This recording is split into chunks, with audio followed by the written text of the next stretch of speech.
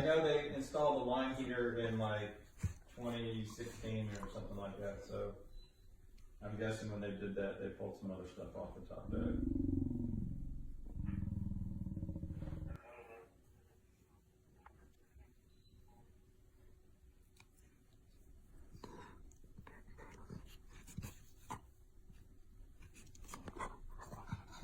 Anyway, I've got to get some sort of answer to somebody, you know, in the next day.